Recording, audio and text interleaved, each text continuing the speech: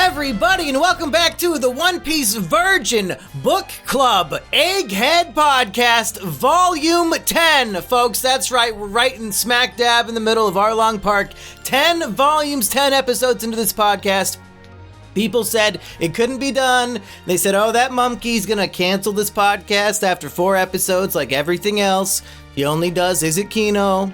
You're wrong, folks. That's the power of One Piece. It keeps me coming back week after week. 10 weeks in a row, if you don't count when we did 2 in 1 week. Of course, I am Monkey D. Jones, joined as always by my co-captain on the insert name here, Pirate Crew, Eggy Eggman Rodriguez. You can call me a fish in Coffee Lake, the way I be sipping that good like a young gamer should. Now, speaking of recording 2 episodes in 1 week, I'm getting this flashback. I think I wore this shirt the last time we recorded, so I want to give some context to the audience.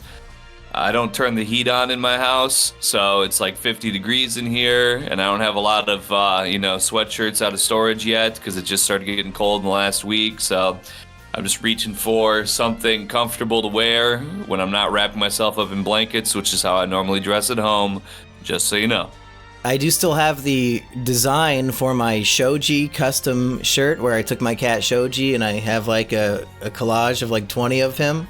Would you like me to send that to you so you can put it on like a grandma sweatshirt?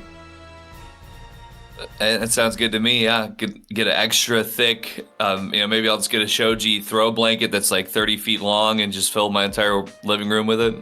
Or if we go back to your favorite store at the mall, Box Lunch, they do have One Piece Christmas sweaters, Eggy. That could keep you warm. You do have that $20 coupon that did not expire, unbeknownst to us, like 1 week later. Complete bullshit. There's a website, it's called G2A, where I buy my premium license for my live stream software each year. They probably have, like some kind of box lunch coupon that people aren't going to spend it. You can buy it for, 1/10 of the value or whatever. It might possibly be out there. I'm not going to rule it out. Maybe you could sell your expired one for like $1. Make it worth your while. Well, Eggy, we do have a little bit of unfinished business, as I alluded to. We need to figure out what the name of our pirate crew here on the Monkey D. Jones channel is going to be.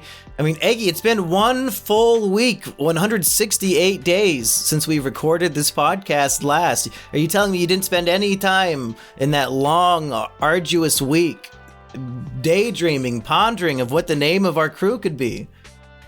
And we definitely did not record yesterday. I'm going to level with you. I think that probably within about 10 minutes of concluding the last recording, it was completely off my mind. Well, I have a couple ideas, Eggy, so let's evaluate them. Maybe we'll like one. So as you may know, over on my other channel, that some people, it's weird, Eggy, some people have found this channel and don't know what a Simian Jimmy is. They're like, wow, Monkey, you're down to only 3,000 subs? What happened? And so, well, I mean, technically you're correct, but there are a few other channels out there. And over on the Treehouse, we refer to the members as the measly few. So what if over here, Eggy, option 1, the measly crew? Okay, that's almost immediately the best option possible. Yeah. I don't think it's possibly could be beaten. It's on brand and relevant both sides. Yeah, that's probably the best one, but I have one other, Eggy. Maybe this will tickle your fancy, lift your luggage, etc. I looked at the analytics for the demographics, the gender demographics of this channel, where we only review One Piece and sometimes JoJo's Bizarre Adventure, Eggy. Would you like to guess what percentage of the audience is male? Well, I'm going to say 95% male and 5% identifying as female, but possibly born male. Shockingly, Eggy, 100% male. Not even one trans person, no other, no undecided, like 100% male.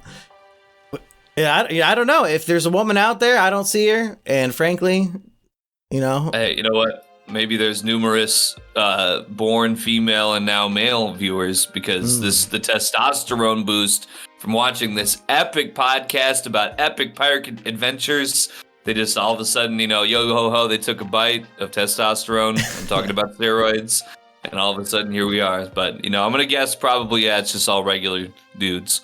Could be. So my point being, option number 2, guys for Gaimon. Should we be the measly crew or the guys for Gaimon? It's a tough one because we do love Gaimon. If we were doing a tier list, I mean, I guess technically when we hit chapter 100, we're doing a tier list anyway, but just spoiler alert. Gaimon is our S tier favorite character of all time, obviously, as far as this podcast is concerned. And then maybe Django is a close second. We're real Django heads over on the measly crew.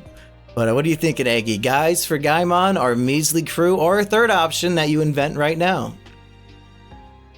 Well, I'm thinking the best of both worlds here. I'm thinking we're going to use the measly crew to be the pirate crew title, and then the subscriber badge could be Gaimon.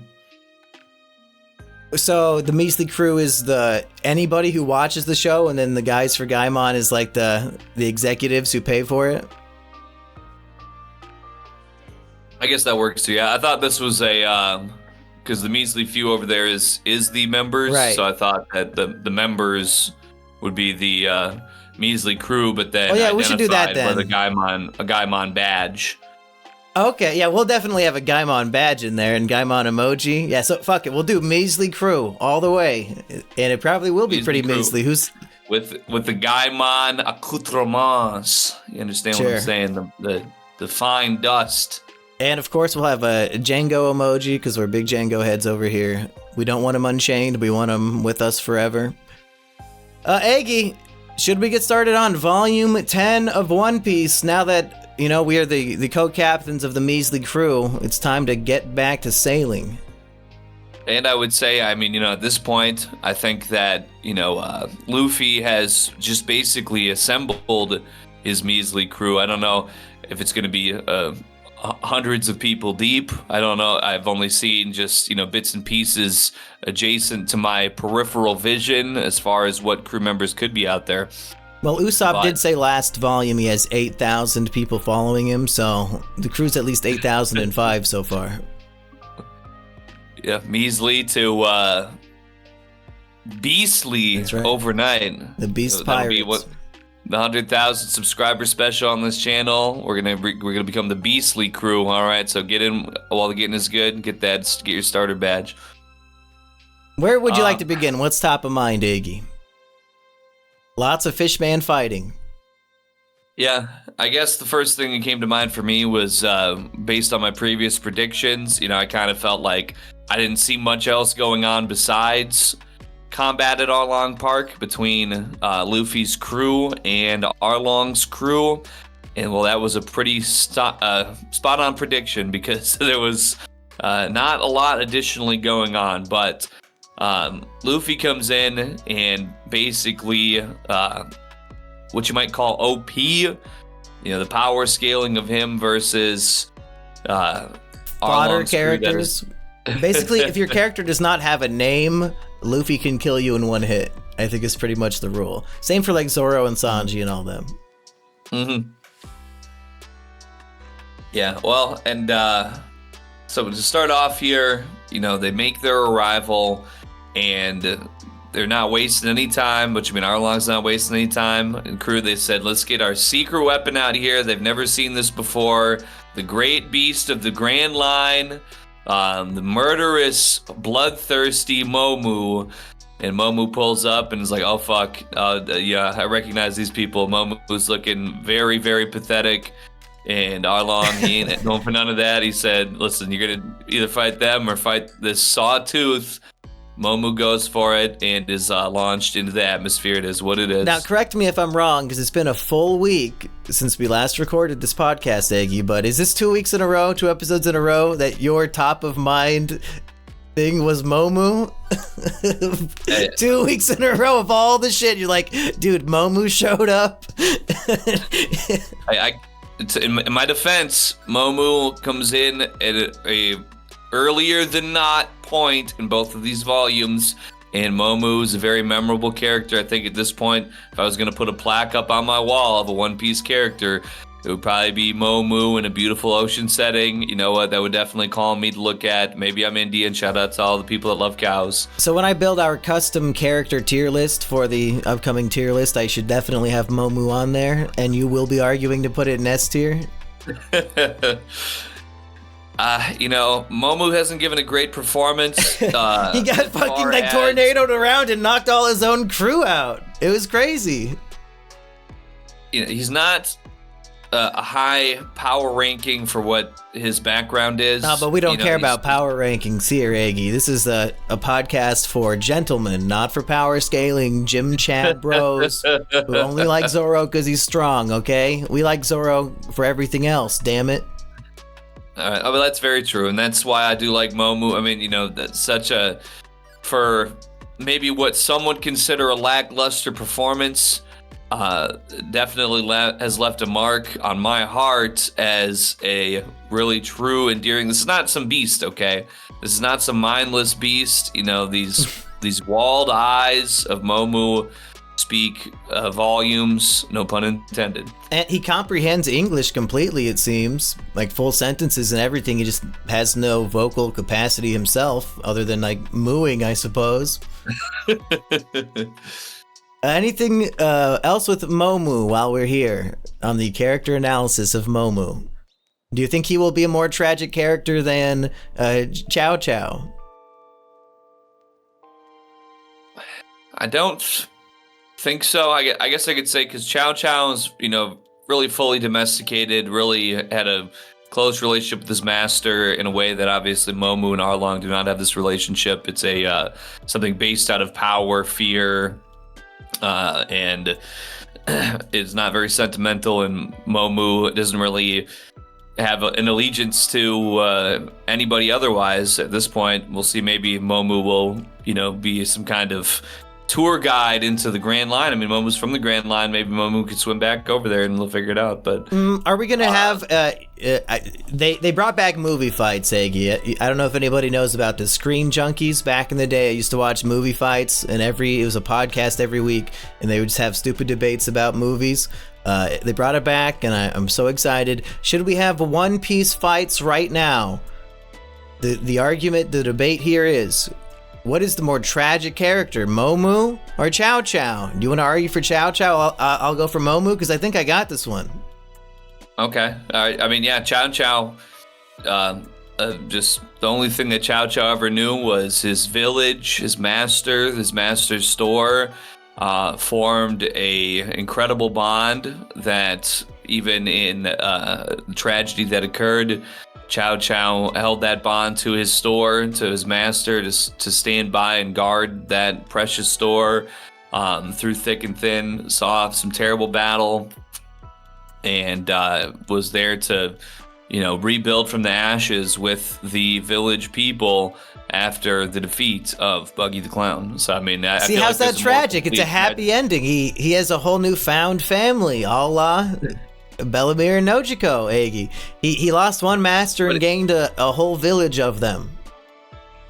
True, but there was a lot of suffering to precede that. I mean, basically, he'd lost everything he ever knew, and now people kind of from the outskirts of what his life, of what he knew, that now they are going to help provide him the support, but this is like when the Hawktua girl said that it ruined her life, okay? Oh, you got bullied online for 1 week. You had one bad week, Chow Chow. But after that, now you're like a big celebrity. Everybody around you loves you. You're going to be richer than ever.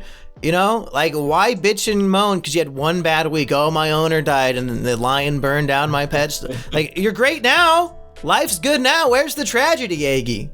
Chow Chow's got it better than me. It takes time to heal. With everything he ever knew was taken away from him. It takes time to heal. Okay, you want to hear a real tragedy in One Piece? It's called Lay It On Me, and not all Momoo. 1,000 pounds. Momoo is literally a war slave, literally forced to fight to the death under threat of death from Arlong. Like, you either fight and kill these people, or I fight and kill you. And that's his entire existence, Eggy. Like, he's just, he has to appeal to the whims of this madman tyrant named Arlong. under threat of death. I don't know how that can even compare in the same league as this fucking dog. Well, there was a, and I didn't take a note here of it. Maybe I could find it here.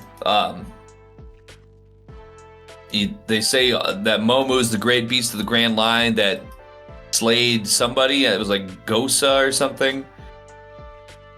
I forget exactly what they say, but is there context to say that Momoo has been like taken in as a captive animal for this purpose for its entire life, or was it just, you know, like a recent venture, like that they happened to capture or take charge of Momoo in like a recent expedition? I'm not sure. Yeah, I don't know either. Maybe he was just a loose beast who terrified Goza or whatever the fuck they said, and then recently was captured by Arlong. But still, nobody wants to be a slave, let alone a war slave, Eggy. That's terrible. And Chow Chow, you know, he was a slave under the Buggy Empire as his village no was way. attacked and outskirts. A slave to who?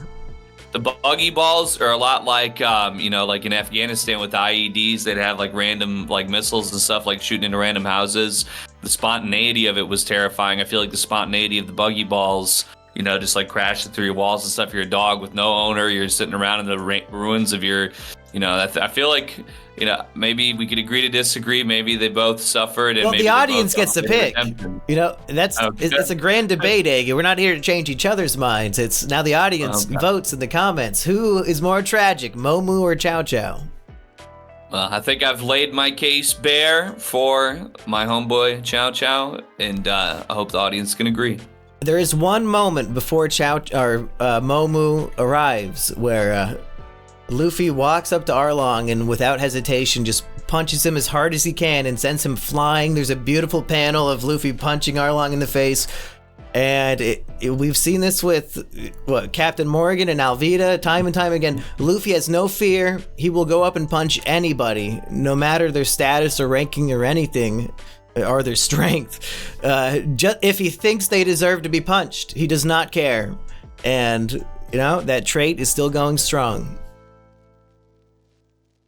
Yeah, I like the feeling that you get when that kind of resounds through the immediate environment of the fight when he does something like that. It's just like the like really poking the beast, like sticking a tiger with a needle or something. Everyone's just like, you know, like just frozen, like, oh shit, whoa.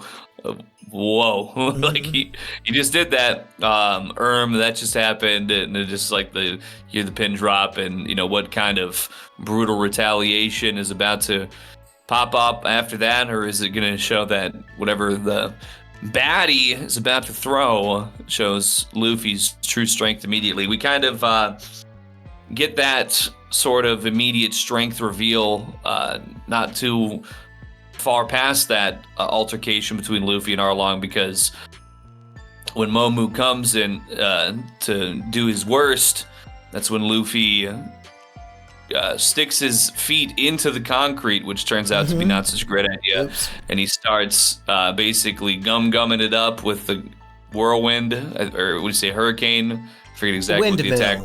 But I think tornado fits better. So he start that stretching, and that's when everybody realizes, oh, this ain't just no regular man. This is a Gum Man. Yeah, and the upcoming moment, and I originally experienced this in the anime when I was a young boy, and nothing got me more on the edge of my seat than Luffy's feet are stuck in the concrete, and Arlong is so strong he can dig out like all the concrete beneath Luffy and hold him all the way up in the air with his feet stuck in a giant block. He throws him into the pool, which is the ocean, and he sinks like fucking 40 feet or meters or something down. And like that sudden ticking clock of Luffy is going to drown and we have to defeat all of these fishmen, just the two of us, Sanji and Zoro. And even if we defeat like our own guy, Arlong is still right there. And if we jump in the water, we're just fucked beyond belief because that's where they fight the best. Like, this is so tense. It was incredible to me as a kid. I felt exhilarated and like things bubbling up inside me that I can still remember to this day of just how hyped I was watching those moments. Did you feel any of that at all, even though, you're not an 8-year-old like I was, and you have a good idea that the story will continue happily?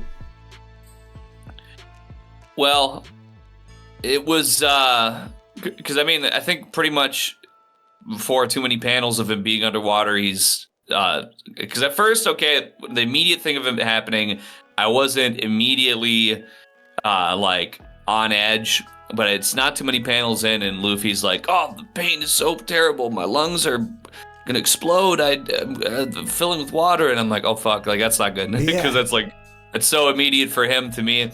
And then also, pretty quickly after that, Zoro basically is beginning his fight with Hachi, the Squid Man, and well, we might need to talk about that. Should I interject now? Because it would seem Hachi is an octopus, because he has the 6 arms, but then they count his legs as tentacles as well, so it's 8. So that's why we got confused and called it Squid. And I'm wondering, when we end up doing our One Piece abridged series, should we still make Hachi have an Austrian accent, Eggy, or is the joke ruined now? Well, I have a slight issue. It's called squid derangement syndrome. And anytime I see it, listen, you know what? Sorry. Squid man bad? This might be a racism ban right here, but folks, they all look the same to me. It is what it is, okay? When we do the abridged, should Hachi's dialogue only be me pulling actual Florian dialogue from videos and podcasts, and like everything he says has to be something Florian has said? You're going to tap in with Emp Lemon, get your sentence mixing right, a la YouTube poop, and do some Florian sentence mixing with some chopped up sentences? We could. If anybody out there is an expert on editing to make the mouth flaps, fit the dialogue and some sentence mixing, Pinga's style, let us know. We can make this project happen. We'll do the scripting and the voices and stuff, and you can do all the hard work. Sounds good to me. That's the way we like it, yep. Well, I was gonna say, so as the fight begins, I think they basically get a couple of swings in on each other, and it's sort of revealed that Zoro, well, he's not so healed up yet from the Mihawk fight, basically. Not at all. Like whatever scab or whatever was there before that wasn't illustrated, well, we now do get illustrated again, like the giant slash is all red and probably bleeding again, so... With like 20 staples going down his whole torso? It was brutal looking. Yeah, so this just makes it really all the worse. Zoro is still very focused and determined, because he said, you know what, I lost once to Mihawk, I will not lose again. He made the vow, but considering everything that's going on between Luffy vocalizing that this is bad, this is real bad, and then Zoro just like suddenly being covered in blood as his wounds are reopening in combat, I started to get some anxiety, I guess, at that point. Like, it's okay, not looking good. Because I don't know, I couldn't say. So there's been nothing spoiled to me that there's any death and resurrection that occurs in this series, but I'm not ruling out the possibility. So like, I'm not just going into every single chapter, every single volume, like, oh, this is guaranteed that everybody's about to survive. For all I know, there could be like 5 volumes coming up with it. They're in the spirit realm or something, So I'm sitting here and kind of just like, I'm not Luffy. I'm gonna guess he's not gonna be dying anytime soon, but. Should we do a prediction right now? At any point in the story, will there be a Straw Hat crew member who has been resurrected after death? Yes or no, Eggy? I'm gonna say yes. I feel like it's gonna happen at some point. I don't know how. I don't know if it's a magical devil fruit, like, oh, you're about to pass over, but if you eat this devil fruit, then it's gonna bring you back, but you gotta have a devil fruit life now. I'm gonna say yes. I feel like there's more of a chance for than against. Okay. Should I tell you right now? Should I just tell you what the One Piece is while we're here, Eggy? We need to get moving on that. The One Piece are the friends that we made along the way. That's all I know for sure. So should we just break down the 3 fights in order? Because that's basically what we have here is like the 3 major fights, right? With Zoro, Sanji, and Usopp. And interestingly, we see them in order of like the strongest guy to the weakest guy. Zoro's fight, then Sanji's, then Usopp's. And I think Arlong Park might be unique in that sense. I feel like usually we see the fights finish in the other order because that's dramatically more interesting.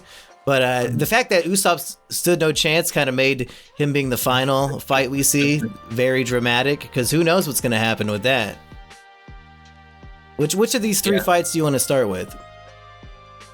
Well, I think we'll go ahead and we can do chronologically. I feel like that's probably the best way to go about it. So, yeah, we start off here. Homeboy Hachi, he's always ready to stick up for Arlong. He's ready to answer the call to action, but this one is even a little more special because in the previous volume, Zoro tricked Hachi into... Now it's personal.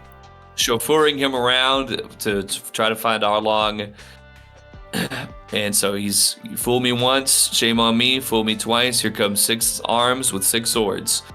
Yeah, Zoro's kind of getting a taste of his own medicine here. Like, oh, I'm the 3-sword guy. I outnumber your swords, random pirate. Get fucked. And now it's like, oh, I have 1 sword against his 6. Yeah, this kind of sucks. And a very badass Matrix style is probably not the right way to say it, but basically Johnny and Yosaku just like throw their swords, like, here's their 3-sword style. And Zoro, he's just still like, he's got his 1 sword in his mouth, and he's just like sitting there like bloody, just like... And then Hachi's coming in with the 6 swords, like, prepare yourself. And then, and Hachi even says, like, every single one of these swords weighs 650 pounds, which, I mean, that's crazy. Are swords supposed to be very heavy? Is that part of the deal of them cutting good, Eggy?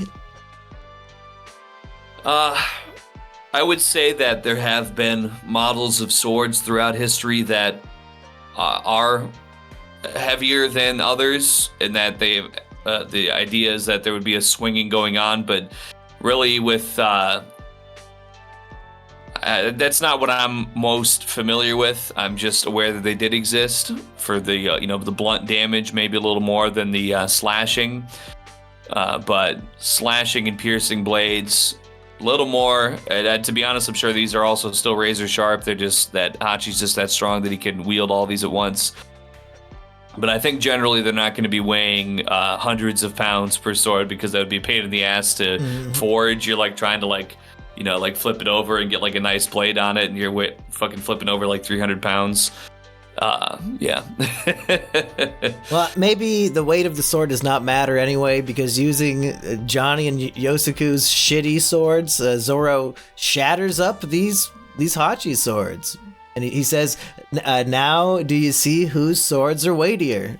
So what makes him using these shitty swords, Eggy? What makes his sword play weightier than Hachi's literal high-weighted swords?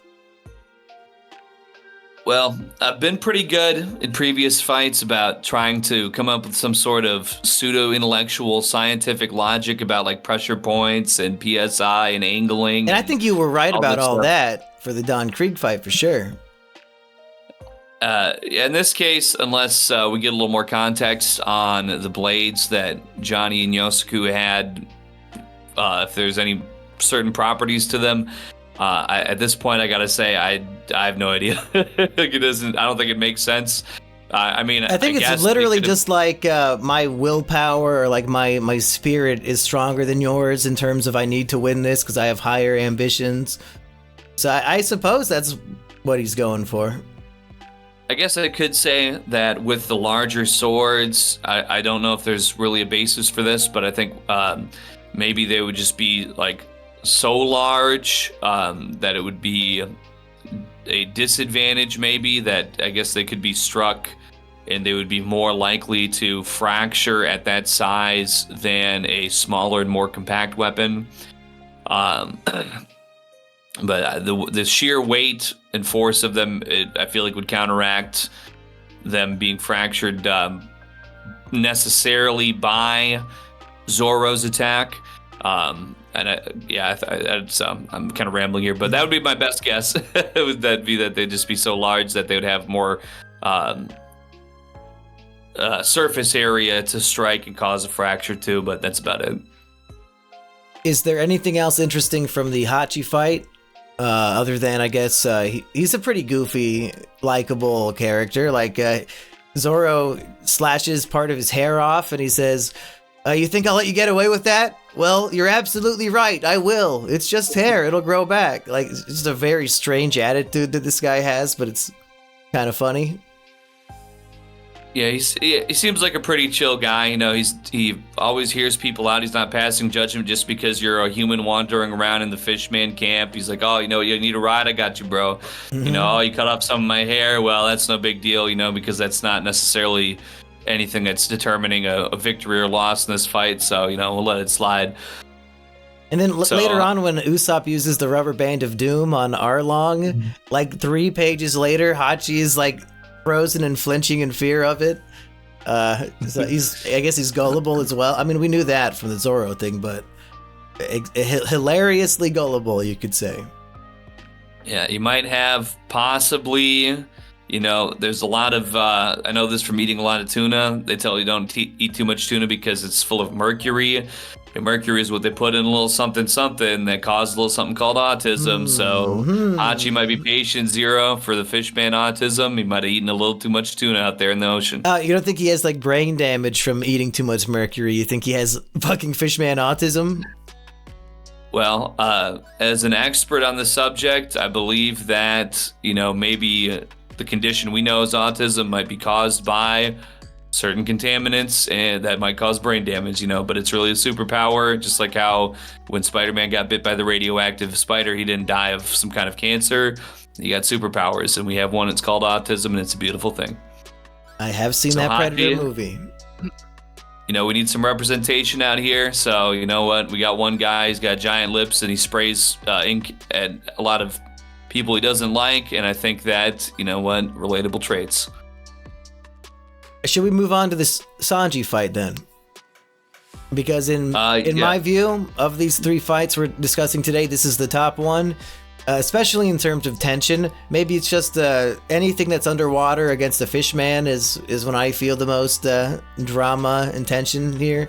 And Sanji saying, fuck it, I'm diving in to help Luffy, getting chased down by, what's his name, Kuroobi, the big fishman karate expert.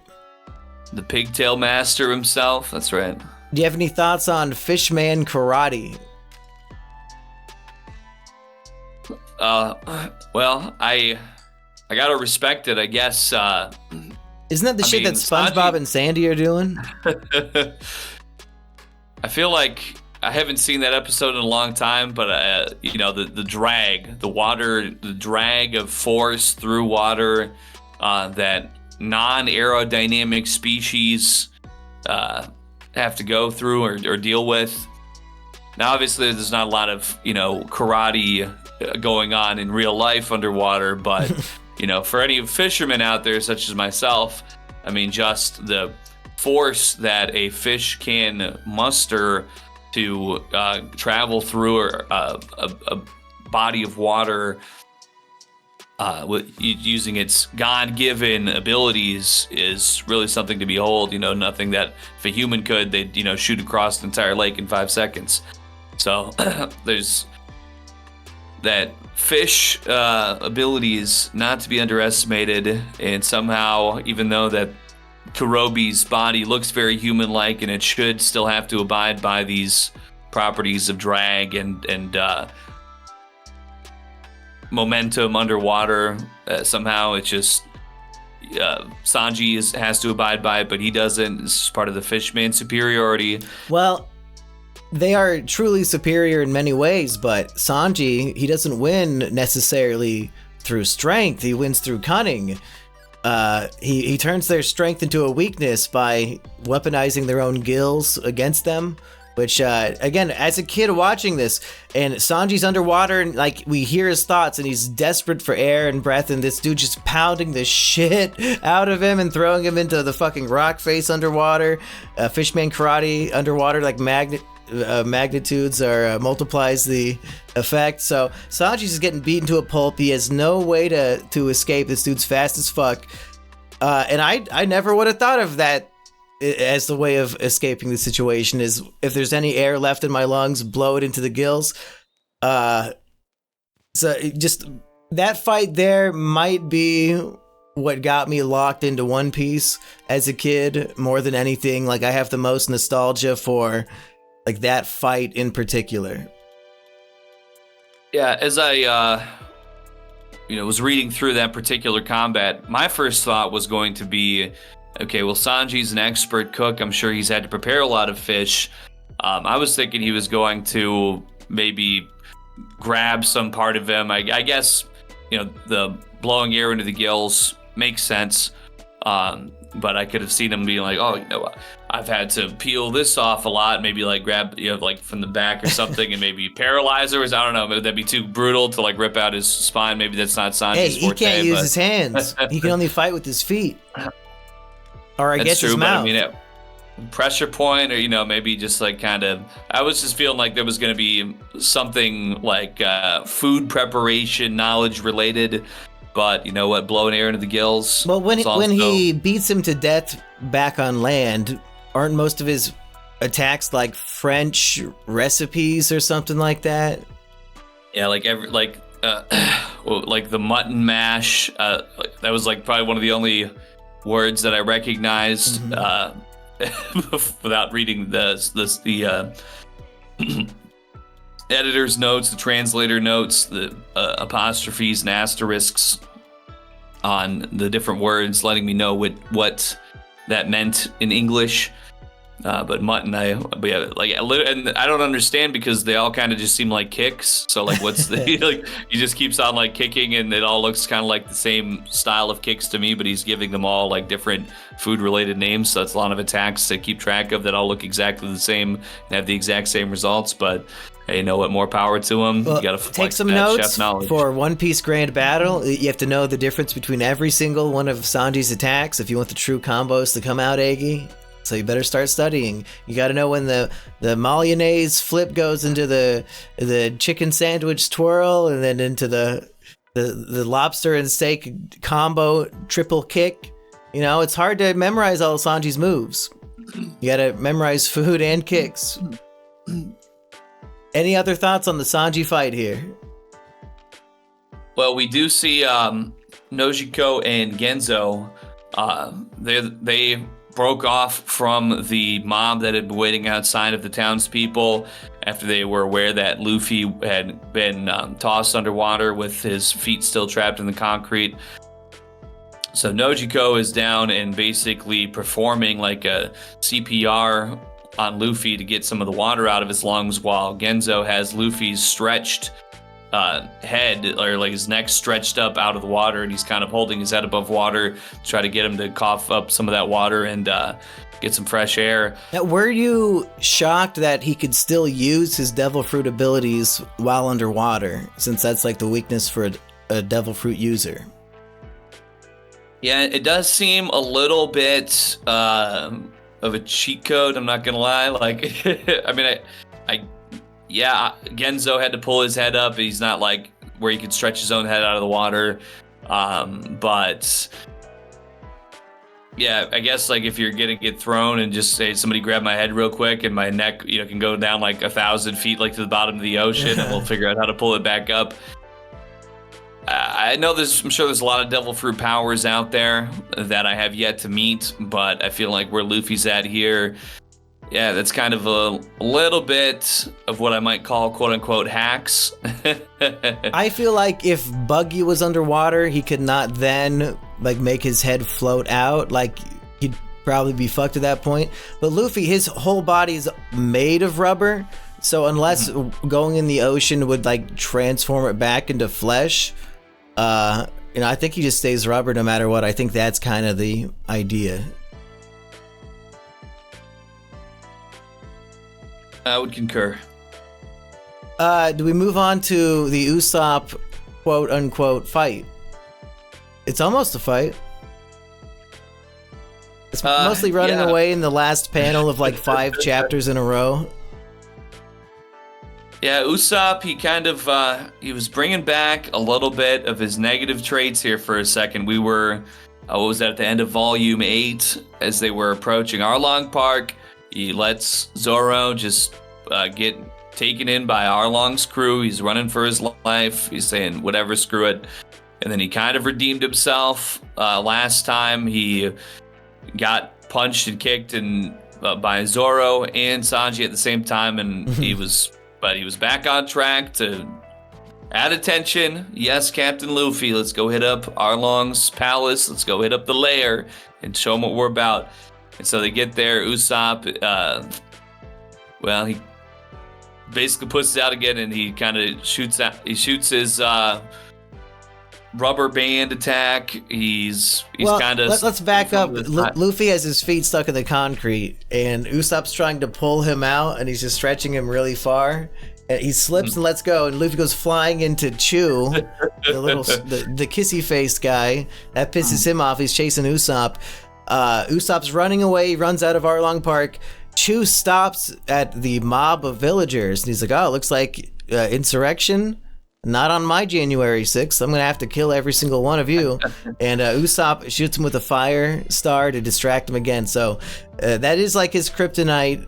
The kryptonite to his cowardice is there a townsperson in trouble? Oh, there is. Okay, now I'm brave. Okay, now he's after me. Time to run again. And it's like that balance that keeps him heroic while still being the weakling. And that's kind of fun. You know, actually, now that you kind of put it into that perspective for me, it reminds me of something from the greatest video game of all time, World of Warcraft. You see, as a hunter in World of Warcraft, you're a ranged fighter, and there's something that hunters do in that game called kiting. And I'm sure it's probably also not, it's like it's in other games as well, but this is where I got to learn it as a younger person. So by kiting, you need to basically stay very far away from your enemy, but continue attacking them just every so often to continue keeping their aggression towards you, so you can kind of pull that enemy away from where you originally were fighting them and maybe kind of whittle them down as you keep your distance as you go. But it didn't work out so much for Usopp because he does kite kites Chew away from the villagers, but he still does not feel like he's ready to face Chew 1v1, so he deploys ketchup stars, aka ketchup packets, to appear bloodied, and then he feigns death. The second fake out Usopp death of the arc so far. What do you think? You thought Usopp finally bit the bullet here when you see him bloody on the ground, and she was like, oh, you died from one lipoblast? What the fuck does he call it? He fucking like sucks up water and shoots like a water cannonball, I believe. Yeah, it's so strong it destroys every tree. Like, so this guy's at least Django level, okay? And we've seen Usopp defeat Django. I think that's an intentional parallel, maybe. Maybe Usopp is the Lorax. He's the redeemer of trees, because every character so far that destroyed part of a forest has been defeated by Usopp. I don't know. We might be onto something, Eggy. Well, I mean, I guess that's pretty true. I also hadn't considered that. But this is the only time I've ever thought about that in my life. It just popped in. Well, let's make a note of that, and we're going to see maybe a little bit in the future here if there's if this is a continuing theme, because I guess we have those two to work off of, and it could stay as a potential thought. But Usopp, he does feign death successfully, and he says, you know what, all right, well, didn't have to risk getting murdered here by that fishman, dumb fishman. Now it's time for me to start rubbing dirt all over myself, so it looks like I had a real brutal combat. And just almost instantly, as soon as he starts picking up his little bit of dirt to start rubbing in, he's like, oh yeah, I'm going to tell him it was something real serious. He's having flashbacks to every other one of his crewmates' trials and tribulations that they've had to suffer through so greatly, so significantly. And he's basically kind of sits there and he's like, everybody's saying they'd rather die on their feet than live on their knees. He's like,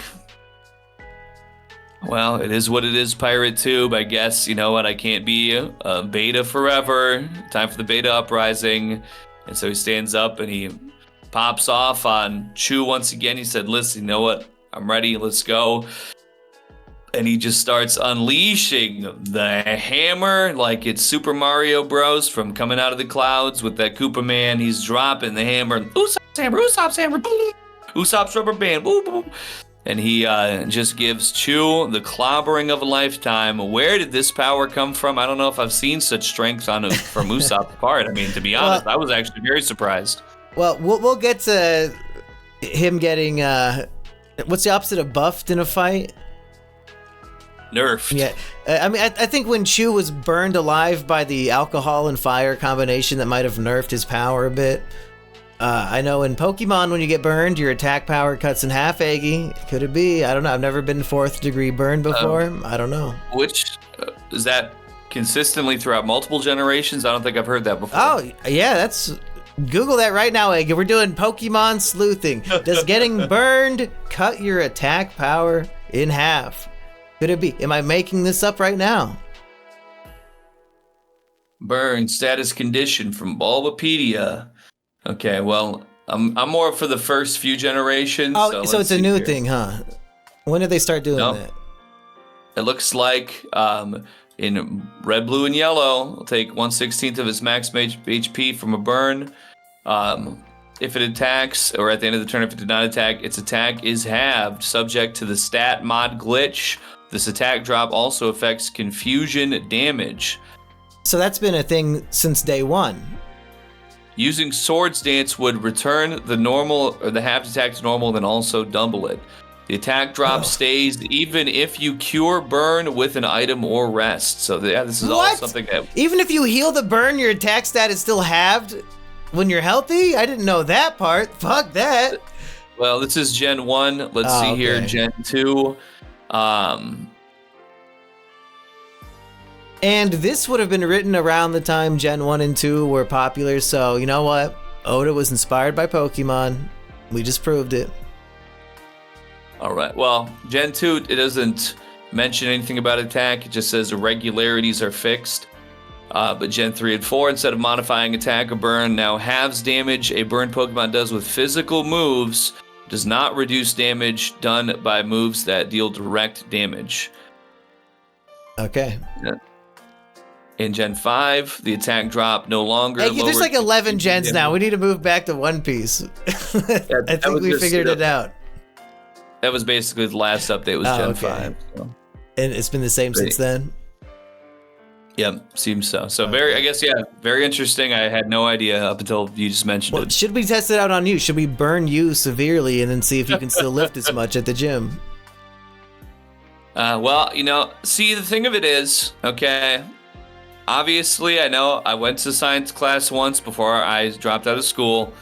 If your muscle is burned, it's weakened. It does damage. It combusts your flesh, and so you're not going to have all them fibers and nerves and everything to perform at your best as you would without the burn. But I mean, I feel like there's definitely levels to these burns. Like you might step on a hot coal, or you douse in gasoline. Free Palestine. It is what it is. So there's going to be levels of damage. I feel like in the story here, Chew would realistically have taken that amount of damage, but I don't feel like he is really illustrated as being that disabled by the attack. So maybe I might have missed that. Maybe it is a little more obvious than what I read it to be. Well, so I think that did the majority of the damage, and then Usopp beating him on the head with the hammer after he was like mostly reduced by the explosion. I think that's like, the final nail in the coffin for Chew. Okay, well, that makes a little more sense to read it that way. Yeah, I don't think Usopp was like actually super physically strong to knock out the fish man. I think the explosion did like 99% of his health. But, you can't deny, though, he was pretty lumped up, though, after that hammer spree, so we'll give him that. Even just to, deliver such contusions to a allegedly Master Race member, I respect his physicality more for that. One thing I wanted to read was some dialogue when Usopp decides he needs to fight. He says, Luffy and those guys live every day like there's no tomorrow. That's why they can laugh so heartily. If I don't fight with everything I've got, then I'm not worthy to sail on the same ship with those guys. Eggy, is that why we can smile and laugh every day because we live life like there's no tomorrow? Well, I do recommend it. See, one of the worst things I could say is that when you think too much about the future, all these people are telling me, "Oh, you need to think about your health and what you haven't saved any money for retirement. You're almost 40 years old, and you're, you just completely throw everything to the wayside every single day." Listen, there's something called stress, which oxidizes your cells. It makes you die even faster, and you get cancer. And they say that sweat from stress smells worse than sweat from exercise. So, you want to smell good, tubes. That's absolutely right. And a wise man once told me, "Don't worry." Bum, bum, bum. Oh, actually, I should say it was actually a dancing fish that told me first. But later dancing on, fish once man? the internet existed. I mean, he's had a man's voice. He looked like a fish, though. This might have been maybe the evolutionary step between human and fish man. It was just, mostly fish, but still a little bit of human in there. Do you think anybody has made a big mouth Billy Bass that looks like Arlong? Because if not, that might be, we have to make that and sell it at the next anime convention, and I can get some suckers to buy some dumb shit. Well, since we just happened to watch an episode of the anime after I haven't watched any of it, we just watched that, last night? Yeah, I figured, and we haven't read the comments because this episode's not out yet, but I figured people are going to say, you have to show Eggy the march to Arlong Park. And I was like, fuck it. Like, the clip is not that good out of context. I'll just show them the whole episode 37, I think. And wow, what a greatest hits episode. There's so much good stuff packed in there. It's true. I have to say, for not having watched the anime, would we watch like the first episode, maybe the first two episodes? Yeah. Very true to the material. Absolutely. Like, actually, like panels of the manga, like that are extremely referential in the episode. Basically, just like a straight up animated panel. So that's pretty cool. But I say that to say, having heard Arlong's voice, I think that's something that could definitely be formulated pretty easily. Have him sing the song? Yeah. Don't worry. Be happy. Don't. That's pretty much what he tells Nami after she gets robbed.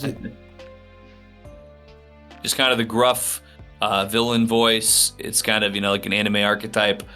I think that's. Yeah, I think there could definitely be a market. Is I don't know. I guess if the head only moves in this direction, we can make his nose long and pointy. It won't cause any obstructions. All right, write that down. Yeah, I'll right next to Guys for Gaimon in my notes app. I'll write that down. Hell yeah. So we covered all the fights. If I had to rank them, and people are going to think I hate Zoro, it's not true. I just feel like Zoro's best moment comes up when he's trying to fight Arlong. Like, Hachi was just a joke that was pissing him off. So I got Zoro at the bottom, then Usopp in the middle, because he has a little character arc, and he, against all odds, the weakest human on the crew, defeats a fishman.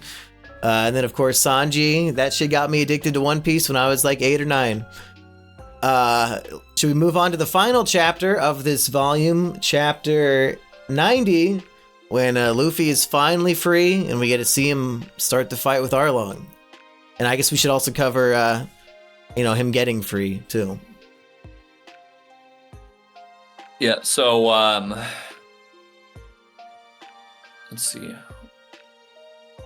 I'm trying to remember exactly, because I remember, so after the henchmen, the 3 second-in-commands of Arlong are defeated Basically, Arlong stands up and just splashes water in the direction of Zoro and Sanji, which is apparently as strong as a shotgun blast, just to flick water at them and takes them to the ground instantly. And you can do that attack in One Piece Grand Battle, so please spam it against me.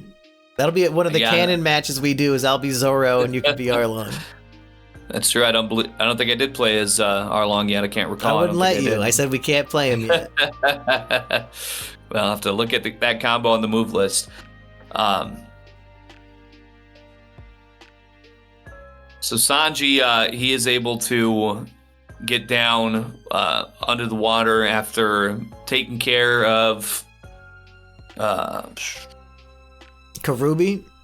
Yeah. For some reason, I was thinking it was like Huchubi or something. Well, basically, Zoro says, like, I've only got 30 seconds left in me that I could stand against Arlong, so you're going to have to free him that quick. And Sanji's like, yeah, no problem. And he jumps in. And then, of course, Hachi wakes up and he's like, oh, no, I'm not going to let this happen. And Zoro's not concerned at all because he knows this from personal experience that is currently happening at this exact second. That if you have some bad wounds and you start moving around, they're going to open them up. So, Oda wrote in just like one last humiliation for poor Hachi here. Yeah, I got to say, before he mentions it, or before Zoro mentions it, like in the preceding panel, then we see Hachi like underwater. He's like fucking, all like the sword cuts are like spray blood and it's over with for Hachi. I was immediately like, oh, fuck, like, because, they just got taken down to the ground. Zoro, he's giving him just a little bit of time, and so it's already immediately, like, the tension is back on, and then Hachi's like, come on, Hachi, come on, like, so it's like, oh, fuck, like, when you just see him just, like, in the water, it's like, thank you, just punch the rock, kick the rock, Sanji, just kick the rock, please, kick the cement, please get him out of here. And that he does. He gets Luffy back on terra firma. He goes flying way up in the air, and he grabs onto Zoro and throws him to switch places. But right before that, we talked about this panel briefly before, but Arlong rips Zoro's bandages off, and it's like the most horrific bloody wound we might ever see in One Piece. I don't know. It's just terrifying. And Arlong's like, what the fuck? How is he alive? How is he standing? Like, let alone he just like slaughtered most of my crew. Yeah, I got to give Arlong that, maybe just even One Piece in general. It's not like, oh, yes, human, you are foolish to have been fighting in this condition. I will finish you off now. Arlong's like, yo, whoa, like, shit. Yeah, he's like, I better kill him now. Like, he's got that fire in his eyes still. Like, I need to exterminate this man quick. He's just fucking scary. But then, of course, Luffy trades places with them, and the final boss fight seems to begin. Yes, well, actually, it's funny you say the final humiliation ritual for Hachi. Well, unfortunately, not quite, because Luffy and Arlong begin their great battle, which in this battle, Luffy uses his incredible power to shatter Arlong's teeth. And oh my goodness, how humiliating. He knocks him back. He's over here talking with these stumpy, chopped up teeth. Oh, but Arlong, he ain't just no regular fish man. He is a shark man. And so, as sharks do, they lose their teeth and they just regrow stronger ones. I mean, I know in real life, they just regrow. I'm not sure if they're necessarily stronger when they regrow every generation. But so he grows back. And he can just take him out with his hand. So if I were him, I would just do that all day, have an endless supply of tooth attack fangs and sharper teeth every time. He's got to be grinding away. Literally grinding his teeth to get stronger. Yeah, it'd be a strange feeling, just like straight up, just pulling them out, and just all of a sudden they're just like, but he pulls them out and he's ready to do some kind of, what do you call that? It's what they use for that Spanish thing. It's like Callista dancing or something. Anyway, he's about to hit him with that chomp chomp, using his teeth in his own hands because these are powerful teeth. And Luffy, in order to save himself, he pulls up Hachi, I believe, and throws him in front to get hit by the or was it Kuroobi? I think it was just some random guy, like a random fodder fish man. Yeah, it takes the brunt of the attack. Before we got all the tooth shenanigans, like right when Luffy got to Arlong, he basically wailed on him with like all of his finishing moves from the other fights, like Gum Gum Bell for Kuro and the Gatling and all this crazy shit. And it does not like even do 1 damage to Arlong. Like he seems to have not been affected at all. So, suddenly the intensity is going up again. Like, fuck, like Luffy's gonna have to come up with something really good, because all the usual shit is not even leaving a scratch. Like, what is he supposed to do? And that's just an open question, not even to you. It's like, fuck, what is he supposed to do? We did not mention at all yet that Nami decides to join the fight. And she pretty much has a bit of a character arc here, where she's given an ultimatum by Arlong before Luffy joined in. I guess we should have mentioned that earlier, where he says, hey, I'm gonna kill Zoro and Sanji right now, no matter what, but I will spare the villagers if you return to the crew and keep being my cartography slave for life. And Nami, I mean, wow, what an incredible change of character in only 1 volume. She decides to believe in the crew, believe in Luffy. And she turns to the townspeople and says, let's see, did I write it down? Something just like, sorry, join me and let's fight to the death. And everybody yells, hooray! Like they're so excited about it. Yeah, I think the translation I was reading said, join me and die. And like that, the panel is her just like with the most sincere, happy smile. And they're like, yeah, I'm like. And I think, Nami said, like in chapter 50 or whatever, Bellemere, I just want to be free. And I think her arc is realizing that true freedom is not being subservient to the evil, long-nosed taxman. It's when the good people of the world rise up together against the taxman. So that's true freedom that Nami just learned. That's literally in One Piece. And it's a beautiful reflection of life. So true. Sometimes I feel like Nami. Sometimes I feel like I just want to get up on a podium in a, maybe very populated city, possibly in a district of some kind, in a nice cold winter day, and say it's time to overthrow these oppressors, by which I mean Arlong. Mm-hmm. All the fishmen, they gotta go. They're oppressing us humans too much. The fishmen, I think they were tallying up how much they've taken from each household. All of a sudden, the line that they needed went up suddenly out of nowhere. It really was going like this, and it just went up by about 20%. I don't know. We might need a recount on how much money was taken from the villagers by Arlong. It's not adding up, people. I'm just saying. Will this episode be out in time for the election? I don't even know. We'll see how relevant all of what we're saying is. One final thing I want to talk about before we get to the new cover stories, which I'm sure you're on the edge of your seat to discuss, Eggy, but Arlong is doing some more racist ranting towards Luffy, and he's like, do you know how... He said, can't you understand why I'm upset? I've watched my beloved comrades be defeated by worms. I'll soon make you wish for a quiet death. So just such an apex predator. He considers humans to be on the level of worms, and he's got to be at some level in denial of how do these humans just defeat my glorious fishmen? Is the Shark Man the only true god, the true master race? Well, I would say he definitely seems to be superior to fish. I guess in the wild, I think the whales, isn't there like the killer whales or something, are the apex predator? Maybe it is the great white shark. It is there's a lot of apex predators, I imagine. Yeah.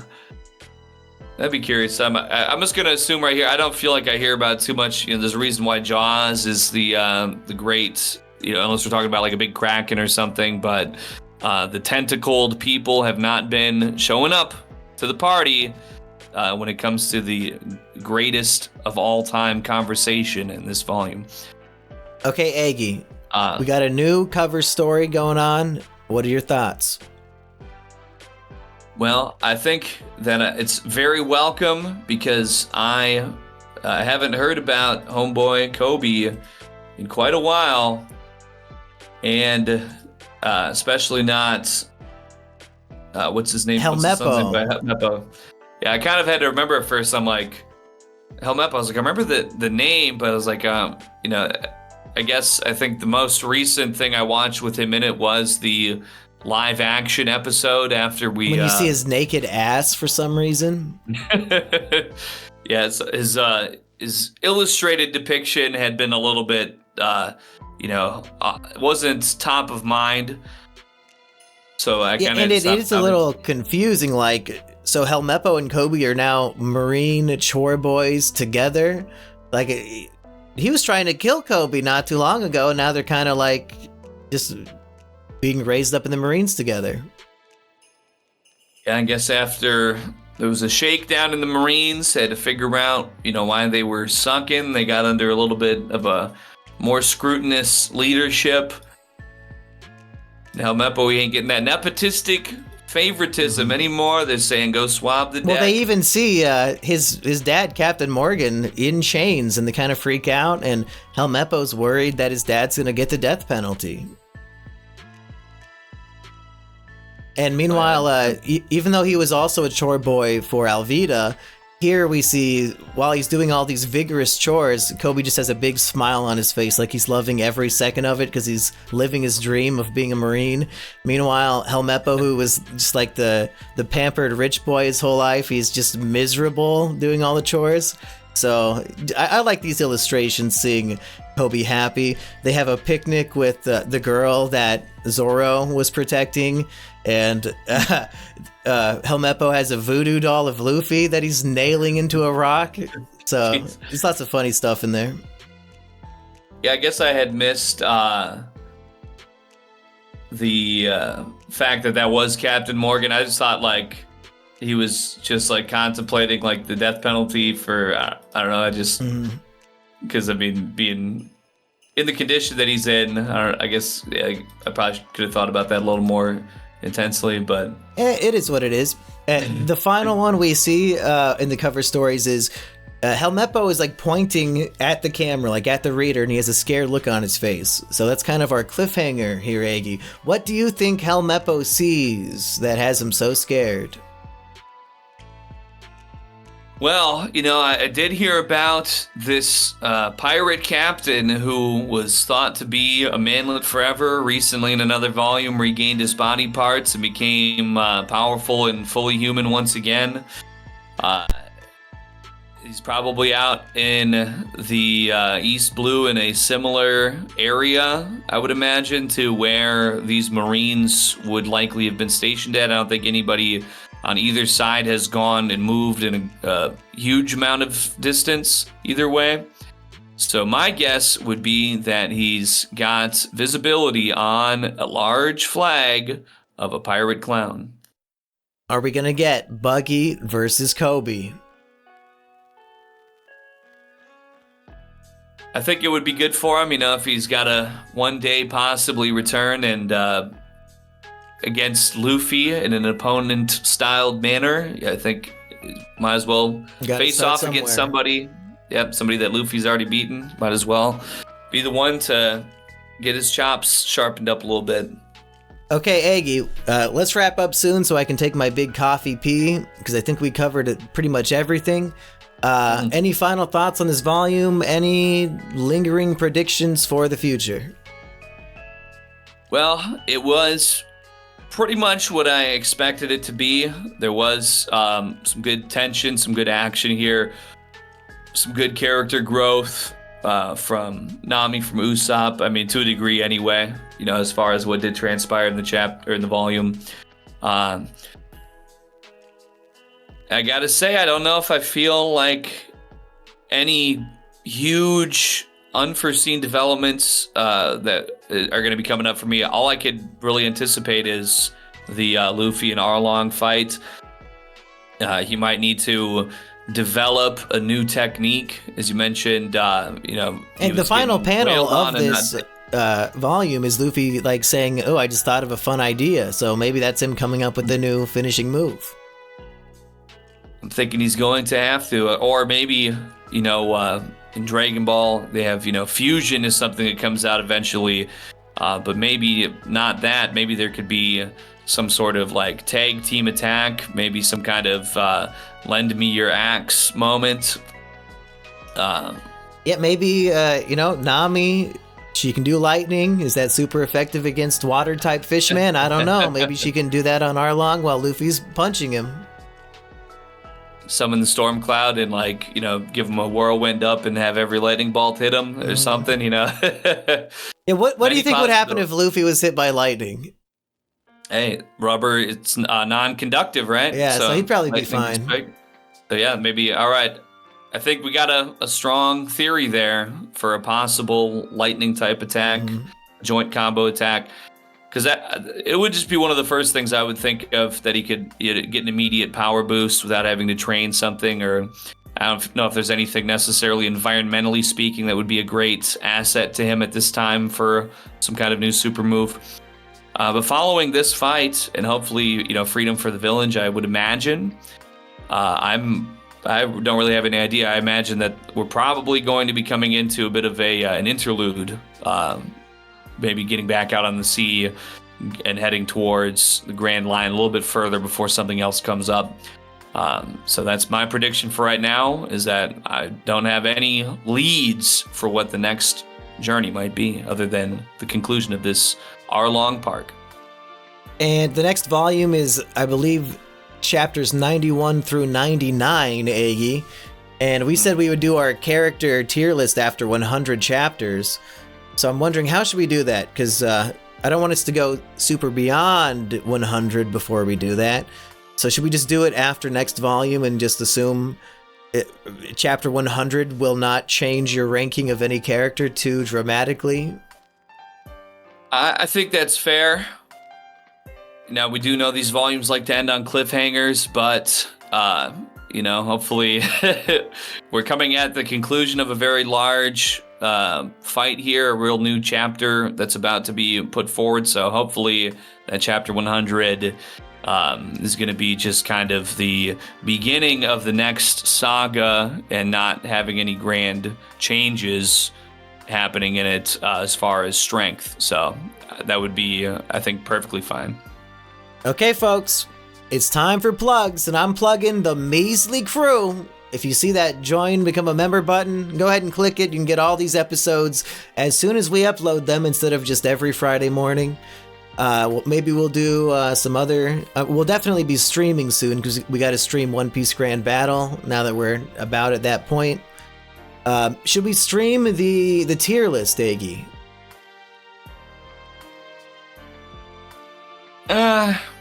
I could see it going either way, to be honest. Okay, we'll figure it out later. Yeah.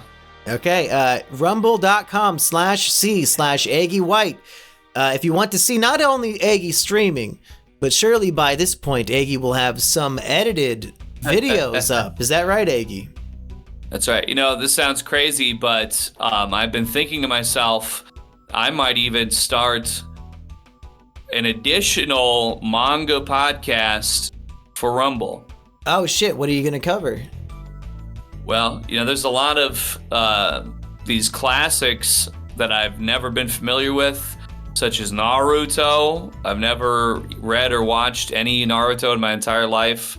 So maybe I was thinking to expand my manga podcasting abilities to, really sharpen my skills. Maybe I could, fend for myself on a podcast and really try to, break down.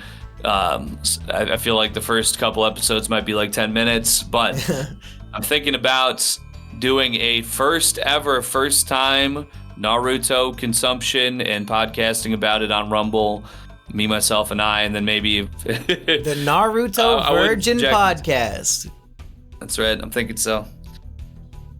That sounds good to me. Naruto Virgin reviews, volume 1, 2, 3, maybe, and then see how people are feeling it at that point. But well, I'll be there for sure, watching along with you.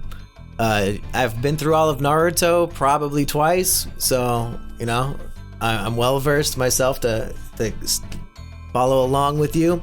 Anything else today, Eggy? Well, I think, this is going to be irrelevant by the time this gets uploaded, but I think after you do the Mumkey and Big Show, I think I will go live myself on that there Rumble. So stay tuned in the past, folks.